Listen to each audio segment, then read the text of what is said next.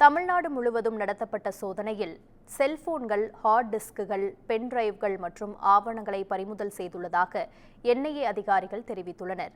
தஞ்சை மாவட்டம் திருபுவனத்தைச் சேர்ந்த பாமக பிரமுகர் ராமலிங்கம் மதமாற்றம் தொடர்பான மோதலில் கடந்த 2019ஆம் ஆண்டு பிப்ரவரி 5ஆம் தேதி கொலை செய்யப்பட்டார். இதுகுறித்து என்ஐஏ விசாரணை நடத்தி வரும் நிலையில் இதுவரை 10 பேர் கைது செய்யப்பட்டுள்ளனர். இந்த வழக்கில் எஞ்சிய 5 பேரை பிடிக்க அவர்களது தலைக்கு தலா 5 லட்சம் ரூபாய் பரிசுத் தொகை சன்மானமாக வழங்கப்படும் என என்ஐஏ அறிவித்திருந்தது. இந்த நிலையில் இந்த வழக்கு தொடர்பாக தஞ்சை மாவட்டம் கும்பகோணம், கொரநாட்டு கருப்பூர், திருபுவனம், திருமங்கலக்குடி உள்ளிட்ட பகுதிகளில் என்ஐஏ அதிகாரிகள் சோதனை மேற்கொண்டனர்.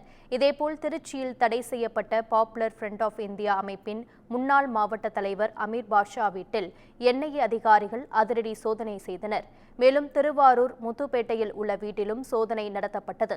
துவாக்குடி வாழவந்தான் கோட்டையில் வசித்து வரும் முகமது சித்திக் வீட்டில் என்ஐஏ சோதனை நடைபெற்றது. மயிலாடுதுறை மாவட்டத்தில் வடகரை மற்றும் தேரிழந்தூர் கிராமத்தில் பாப்புலர் ஃப்ரண்ட் ஆஃப் இந்தியா முன்னாள் நிர்வாகிகளின் வீடுகளில் என்ஐஏ சோதனை நடத்தினர்.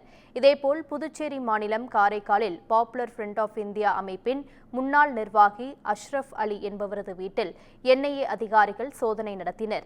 இந்த நிலையில் தமிழ்நாடு முழுவதும் 15 இடங்களிலும் புதுச்சேரி மாநிலம் காரைக்காலிலும் நடைபெற்ற சோதனை நிறைவடைந்துள்ளதாக 6 மணி நேரத்திற்கு மேலாக நடத்தப்பட்ட சோதனையின் முடிவில் செல்போன்கள் மற்றும் முக்கிய ஆவணங்கள் கைப்பற்றப்பட்டுள்ளதாக என்ஐஏ தெரிவித்துள்ளது.